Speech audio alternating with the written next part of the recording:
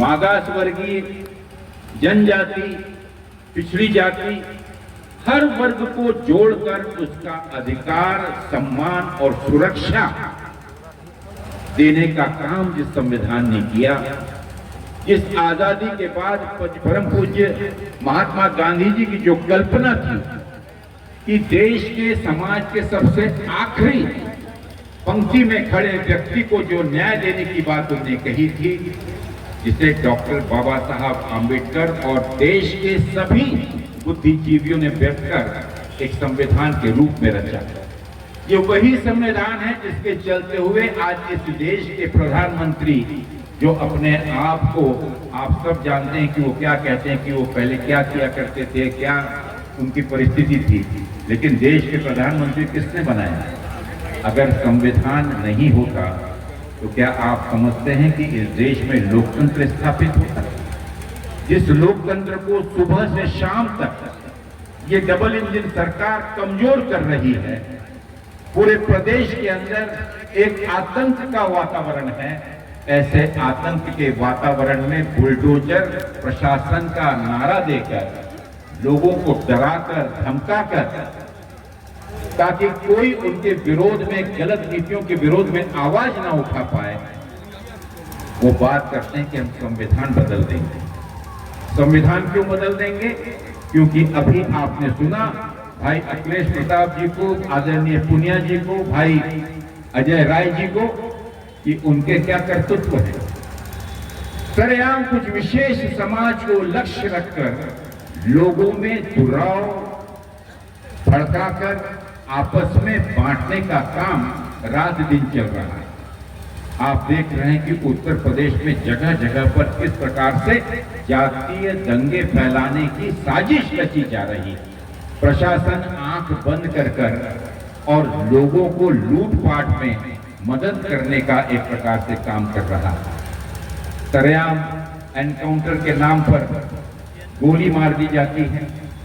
सरेआम महिलाओं को उठाकर उनके साथ में दुर्व्यवहार किया जाता है।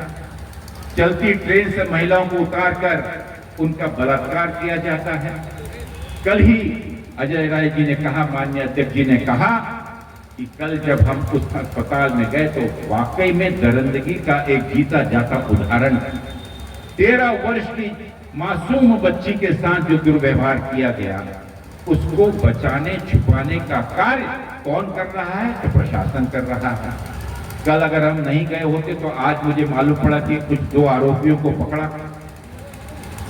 अगर नहीं गए होते तो उसके परिवार पर दबाव डाला जा रहा था कि आप कोई भी बयान ना दें। उसके भाई को जबरदस्ती की जा रही है। घटना को छिपाने का काम था कि घटना लोगों की नजर में ही ना आए। और इसी प्रकार की प्रक्रिया को अगर आप देखें तो डर किस चीज का?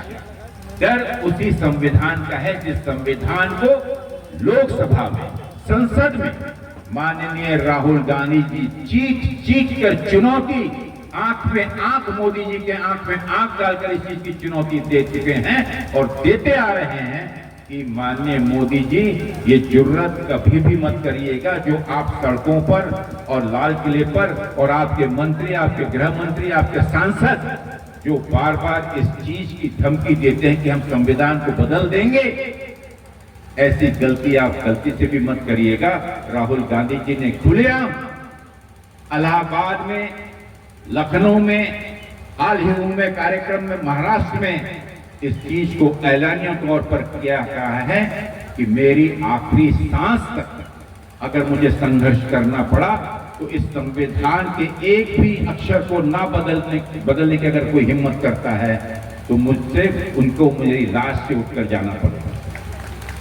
साथियों, वही राहुल गांधी, वही आदरणीय सोनिया गांधी जी, याद करिए राष्ट्रमाता इंदिरा गांधी जी, हमारे लोकप्रिय बहुत ही युवा प्रधानमंत्री राजीव गांधी जी को, इन शख्सियतों ने अपने प्राणों की आहुति किन विषयों को लेकर के? इंदिरा जी के छाती पर 3600 गोली से छलनी कर दी गई, उसके पीछे का कारण क्या?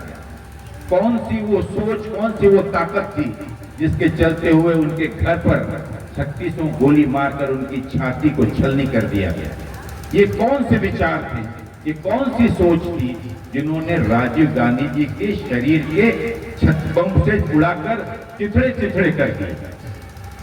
ये वही ताकतें हैं जो आज इस संविधान को बदलने की बात कर रहे हैं।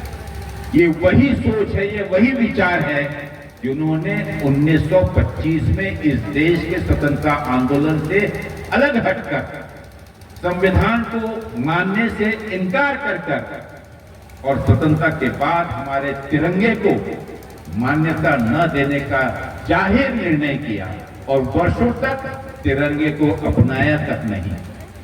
ये वो विचार हैं जो इस देश के संविधान को इसलिए बदलना चाहते हैं कि इस देश के गरीब, इस देश के पिछड़े वर्ग, इस देश का आदिवासी, इस देश का दलित, इस देश का मुसलमान, इस देश के अन्य सभी जाति के लोग अपनी आस्था, अपनी मान्यता, अपने भगवान, अपने प्रार्थना ईश्वर को भूलकर उस ईश्वर को मानना शुरू करें जो इनकी परिभाषा में जिस प्रकार से पूरे विश्व में एक कोशिश की गई प्रभु राम जी का राजनीतिकरण कर और उसे अपने पार्टी का एक सिंबल बनाने की, जिसका जवाब 2024 के चुनाव में अयोध्या की जनता ने तो दिया ही दिया, लेकिन उत्तर प्रदेश की उस जागरूक जनता ने उस विजय रथ को उत्तर प्रदेश में लाकर रोक दिया। इसमें एक अच्छा सकारात्मक मजबूत चुनाव लड़ा और हमें विश्वास है कि जो भी नेतृत्व निर्णय लेगा हम उसे सहर्ष स्वीकार करेंगे। आज आप लोगों के बीच इस संविधान बचाओ संकल्प के लिए हम जो उपस्थित हुए हैं, मेरा आपसे निवेदन होगा हमारे सभी पदाधिकारियों से, संगठन के सभी जिम्मेदार कार्यकर्ताओं और साथियों से कि एक मजबूत संगठन का जो प्रदर्शन आज आपने किया है, मैं बधाई देना चाहूंगा प्रदेश कांग्रेस कमेटी को, हमारे प्रभारी आदरणीय सत्यनारायण पटेल जी को, कि एक अच्छा प्रदर्शन जो आपने किया है इसे शुरू रखें, इसे बंद मत होने दीजिए। दर्द में जो शामिल होने का क्रम प्रदेश कांग्रेस कमेटी के नेतृत्व में, जिला कांग्रेस कमेटी के नेतृत्व में आप लोगों ने शुरू किया है, इस मिशन को कायम रखें। माननीय राहुल गांधी जी, आदरणीय प्रियंका गांधी जी का यह बहुत ही स्पष्ट, आप जानते हैं कि उनका विशेष प्रेम उत्तर प्रदेश और उत्तर प्रदेश की जनता से हमेशा से रहा है। गांधी परिवार का जोड़, उनकी नींव, उनकी जड़ आज भी